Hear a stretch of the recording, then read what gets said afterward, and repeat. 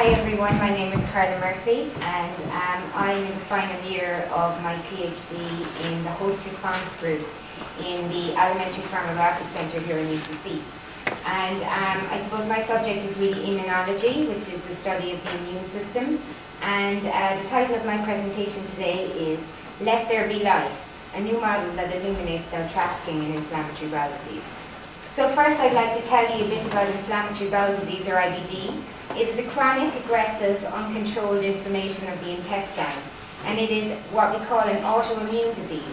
And autoimmunity occurs when there's a malfunction of the immune system, and in essence the body is attacking itself. And there are two major forms, Crohn's disease and ulcerative colitis, and both have very distinct features. While Crohn's disease, inflammation occurs in Crohn's disease, inflammation can occur anywhere along the gastrointestinal tract, from the mouth to the anus, and is very sporadic or patchy in nature. While in ulcerative colitis, the inflammation is continuous, and it's restricted mainly to the large intestine, or what we call the colon. Both are very debilitating diseases, and the symptoms include recurrent episodes of severe abdominal pain, diarrhea, and weight loss.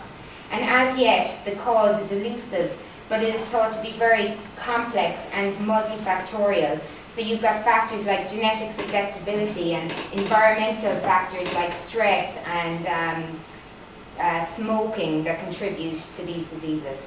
The prevalence, as you can see, is quite high in Western Europe and the US, and surgery is often required in cases where there's bowel obstruction, and long-term sufferers have an increased risk of developing colon cancer. So in order to really understand IBD, I just need to give you a bit of background on inflammation itself. And what it is the way in which the body reacts to infection or injury. And basically, it recruits cells from the blood to the site of injury in order to get rid of the infection if possible. And the mechanism it uses is chemotaxis. And this is the movement of cells in a chemical gradient towards what we call chemokines. And these are basically signals that are secreted by immune cells already at the site of infection to attract other immune cells to the area. And the cell type I'm going to be talking about today is neutrophils. And this is a type of white blood cell, and it's the first cell type recruited in inflammation, and it responds to the chemokine IL-8 in humans, and its counterpart in mice, which is basically Kc. And basically the job of neutrophils is to get to the site of infection and directly kill the bacteria. And it does this by producing what we would think of as harmful substances that lead to the eventual phagocytosis of the bacteria. And that's basically the engulfment of the bacteria, which we can see here in this diagram. Here you've got your neutrophil in green, and you've got your pink particles, which are the bacteria. And once the neutrophil has done this, it goes, they die themselves by a process of programmed cell death called apoptosis. And they are then cleared away by other immune cells that come to the site of infection. And this apoptosis and clearance is very important, because what happens in ulcerative colitis, for example, you get excessive neutrophil recruitment. And this means that there's excessive neutrophil recruitment to the inflamed colon, and these neutrophils keep producing harmful substances over and over again, and eventually this leads to a lot of tissue damage.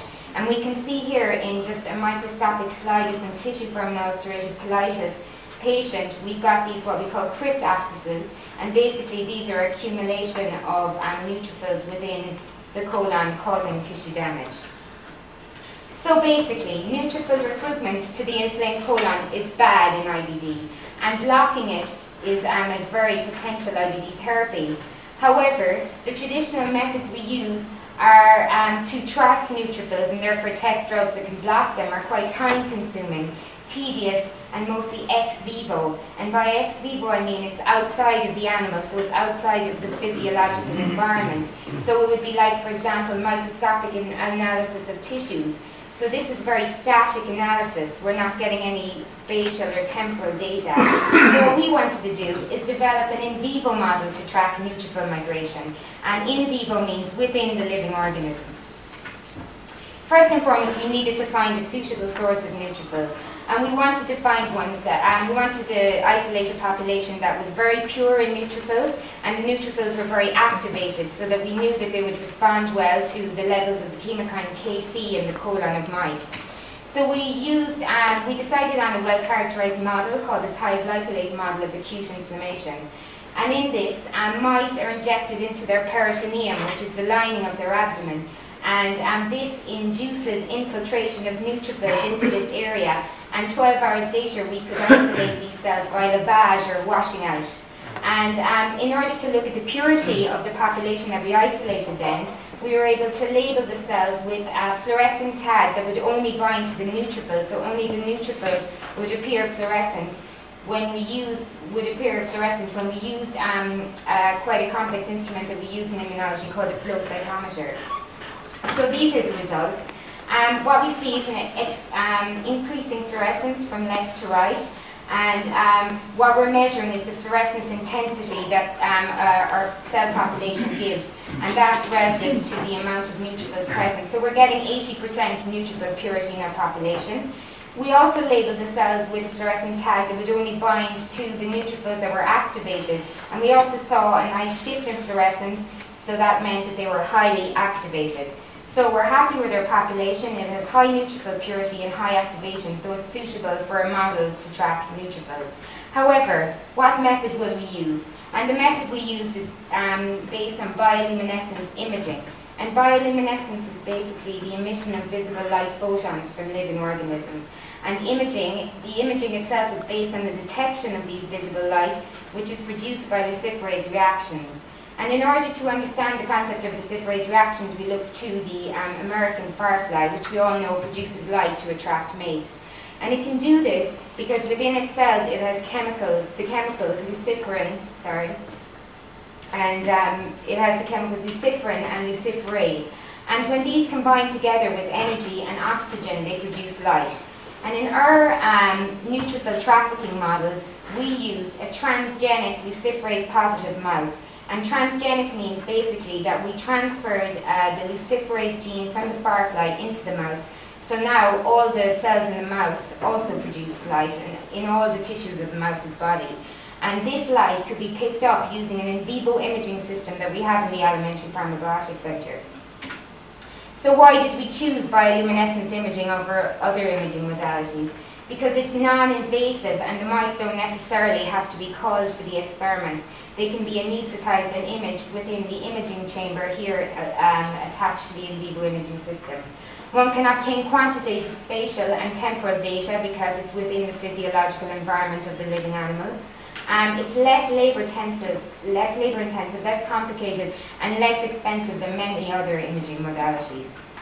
So this is the model that we developed.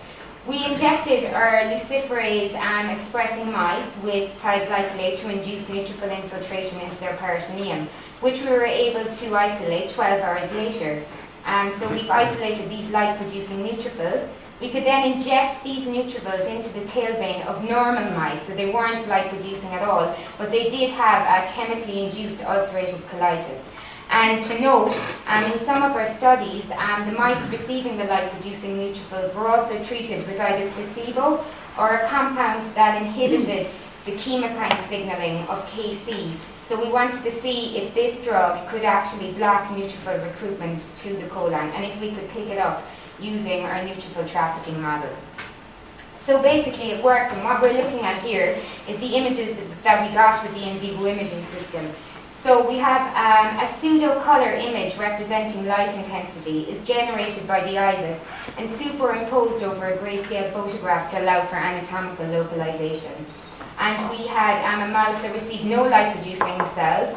We had a mouse that received, a healthy mouse that received cells, and then we had mice with colitis that received the cells and also were treated with either placebo or a Kc blocking drug.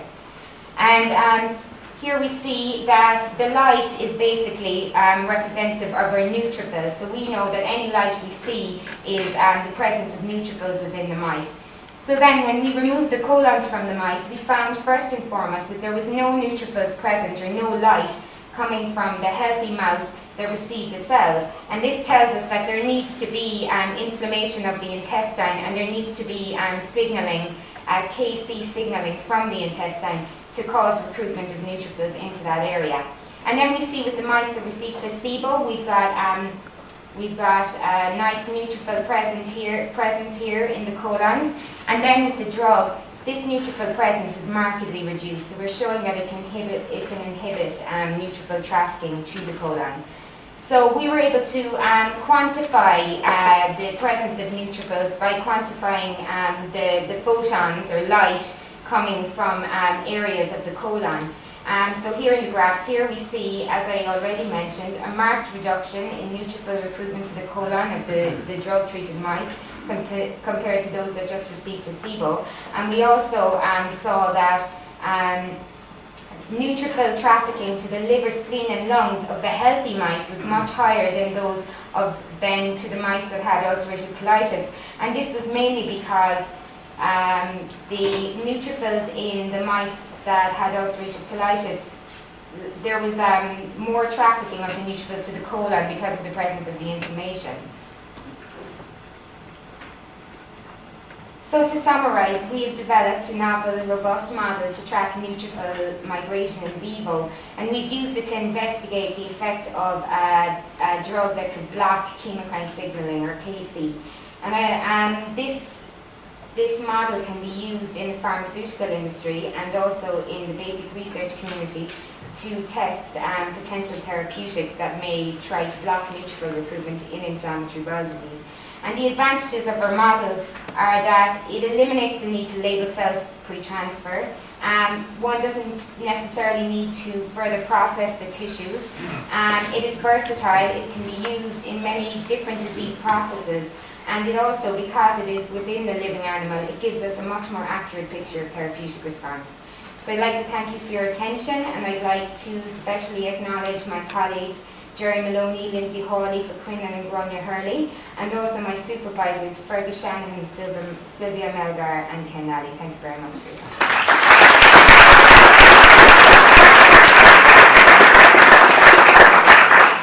Thanks very much, Carola. So the judges will ask you a few questions now. The model, has anybody shown interest in using it outside of yourselves? Well, we haven't really brought it to no. It would be more preclinical use, so I think, I mean, we've published the data all right as a kind of new technical advance, and I think it could be used especially in the basic research community if they had the in vivo imaging system. That's also important. You need the in vivo imaging system itself to use the model, but otherwise we haven't really approached it. Thank you. Hi, Carola. Hi. Has there any application in any other diseases? Bioluminescence imaging? Yes, it's been used to look at infection progression, because they've also genetically modified bacteria to produce luciferase, and in that way you can look at tissue distribution of the infection, test drugs that clear the infection, so it's very important in that.